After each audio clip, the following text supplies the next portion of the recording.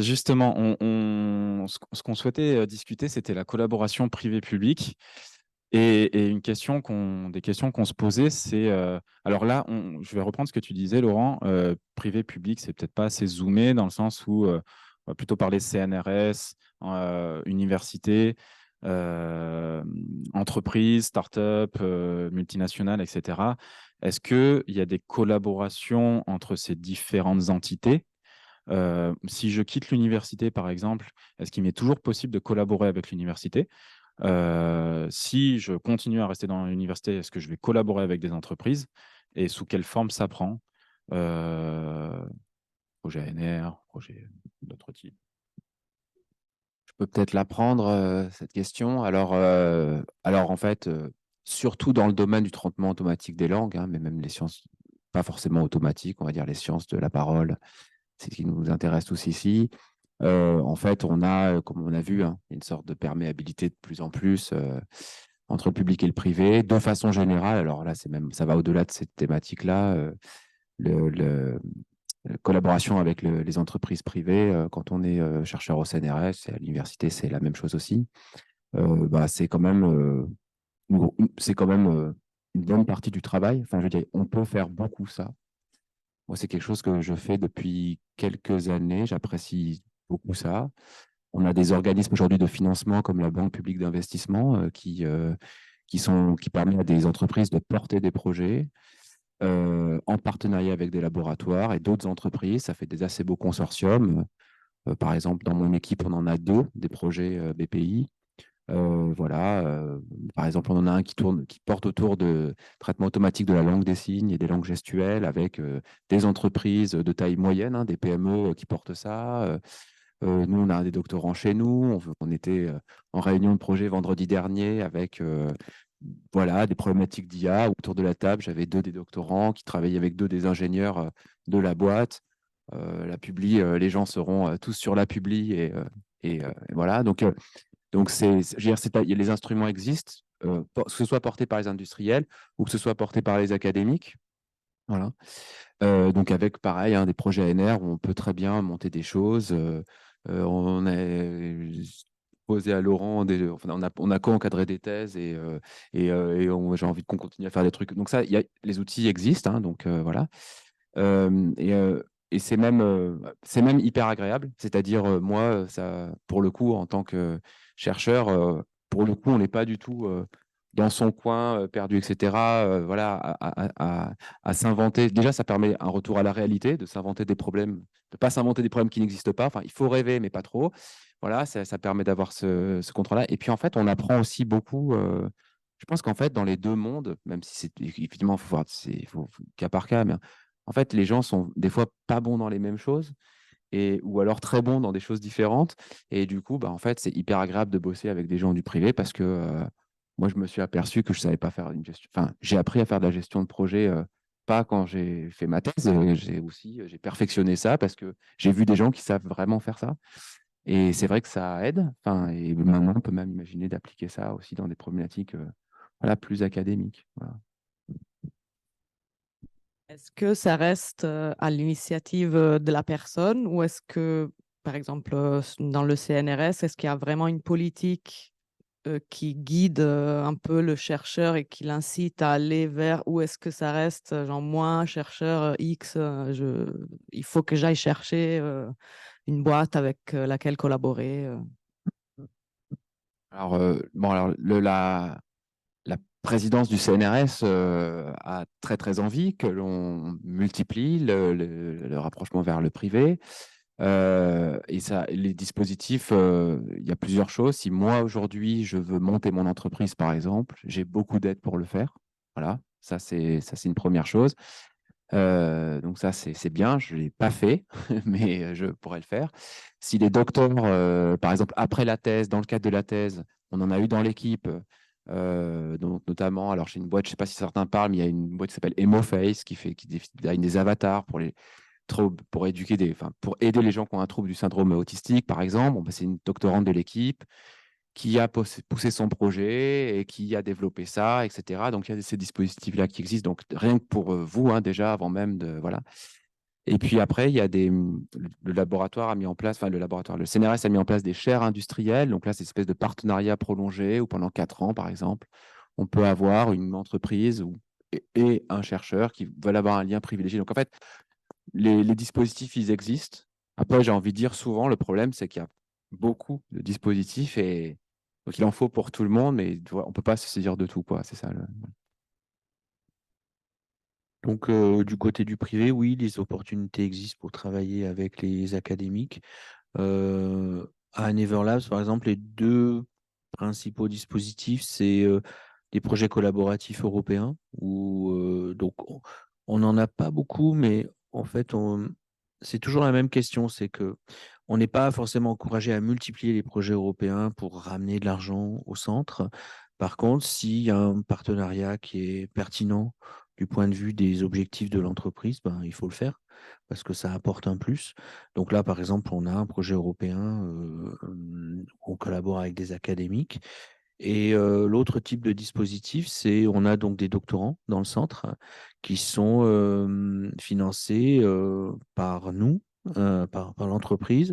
Et donc, si c'est effectivement avec des partenaires académiques français, c'est via le dispositif des thèses CIFRE.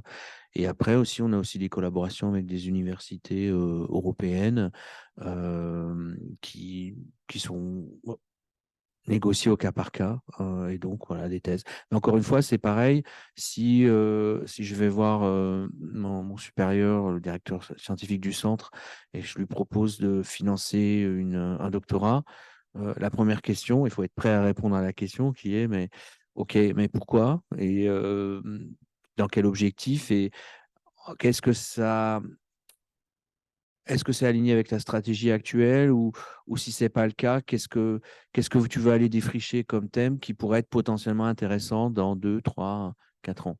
Donc voilà, pas forcément sur ce qu'on appelle du blue sky research, mais voilà, faut quand même être prêt à répondre à la question. Il y a des contraintes, mais c'est possible. Ouais. En fait, paradoxalement, l'université travaille mieux avec les entreprises qu'avec le reste de la société civile. C'est-à-dire que si vous voulez faire une collaboration public-public avec une métropole, avec une collectivité, ça va être plus compliqué parce que vous allez vous retrouver avec 2 administrations publiques qui doivent parler et pas forcément de dispositifs prévus. Alors, ça commence, hein, ils ont sorti un nouveau type de thèse qui fait qu'on va pouvoir faire des thèses équivalentes de chiffres avec du public.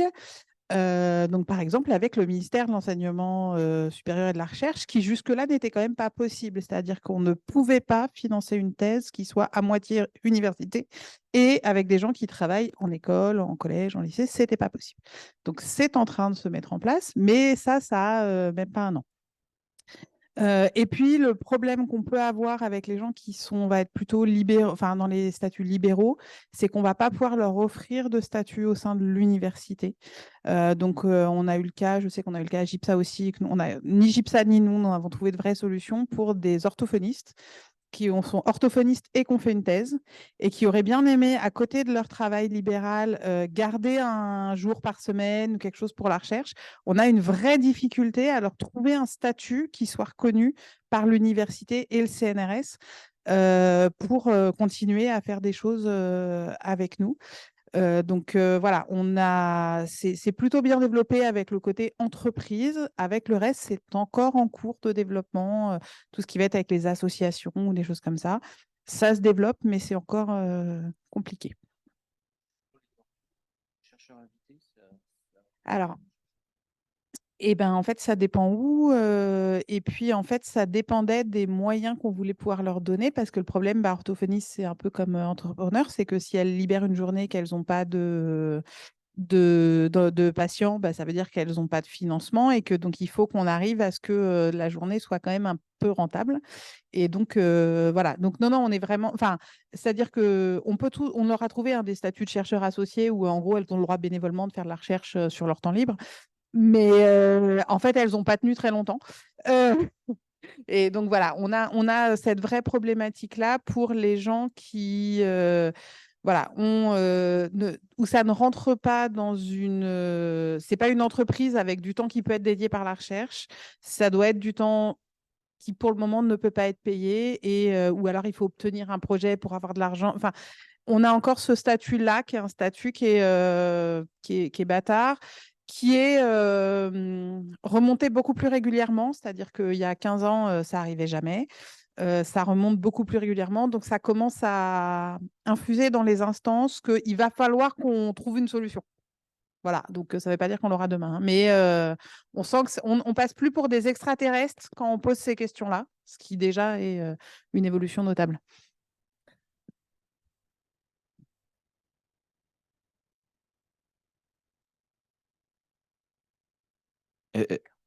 Est-ce que des gens ont des questions sur les collaborations privées-publiques, entre guillemets, si vous imaginez plus tard? Enfin, je pense que peut un peu conclure là-dessus sur le fait qu'on aille dans le public ou dans le privé, qu'on aille au CNRS, qu'on aille à l'université, en entreprise, il y a toujours moyen de faire des allers-retours et de ne pas, comment dire, abandonner toutes nos origines, j'ai envie de dire.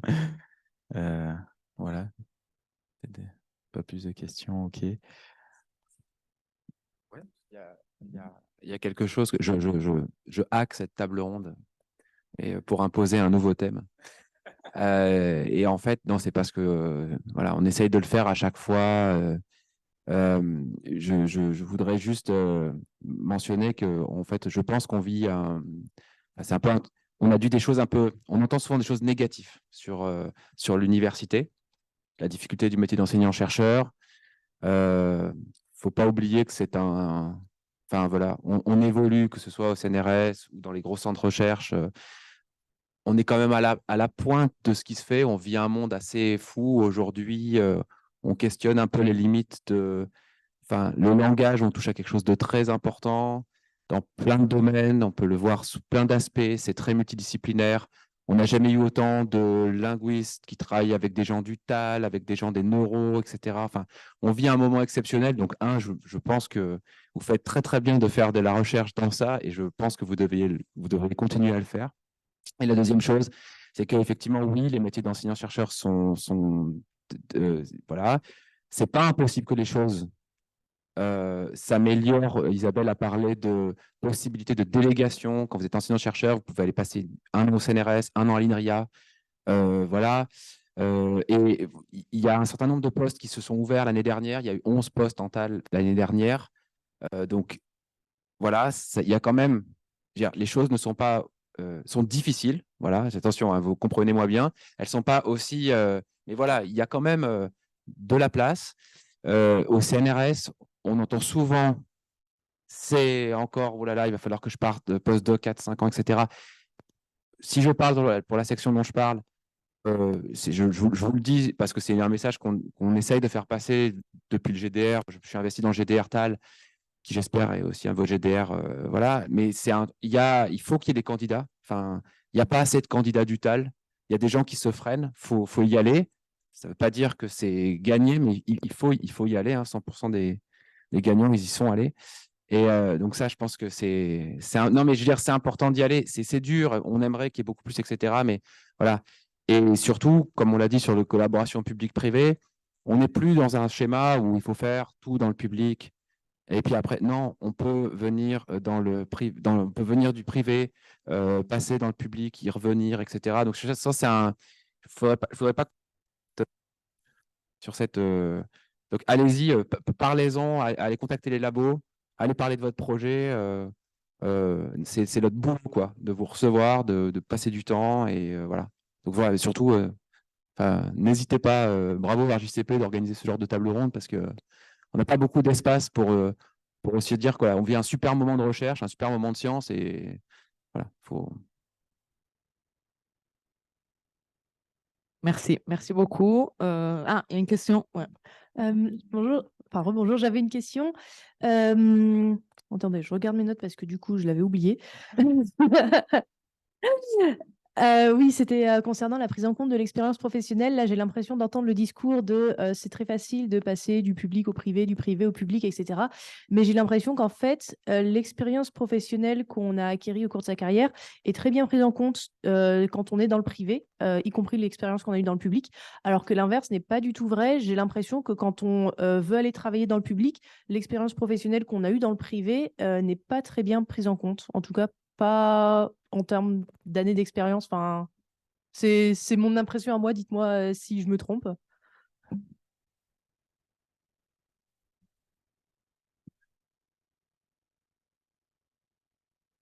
Alors, ça va dépendre à quel niveau. Au niveau du recrutement, ça sera pris en compte en fonction des sections, c'est ce qu'on a dit, en fonction des choses où il y aura pas. Enfin, il va encore y avoir quelques chercheurs, on va dire un peu obtus, qui vont pas forcément les regarder ou pas de façon bienveillante, mais c'est de moins en moins vrai sur le recrutement.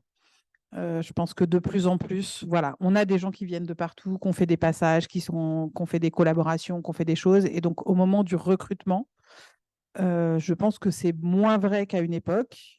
C'est pas encore peut-être regardé exactement pareil quand on est dans le privé pour recruter les gens qu'on fait du public que dans le public pour regarder les gens qui viennent du privé, mais c'est beaucoup moins rédhibitoire que ça a pu l'être. Par contre, en termes de reconnaissance administrative, là, ça ne l'est pas.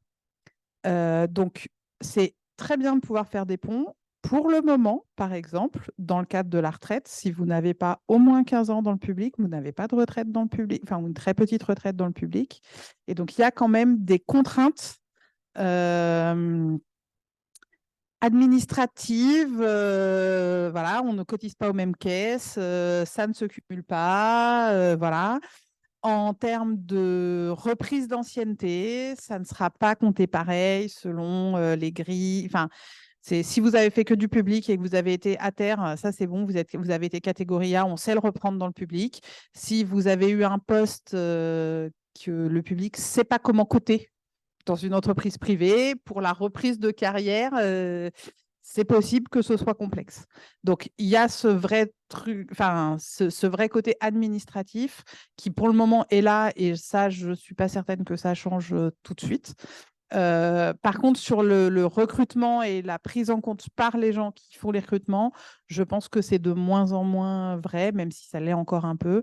Et je pense surtout que ça l'est. Enfin, voilà, je pense que dans les disciplines informatiques, ça change plus vite. On va dire, par exemple, qu'en sciences du langage pur, où là, on a quand même encore moins de gens qui viennent du privé, donc c'est encore plus.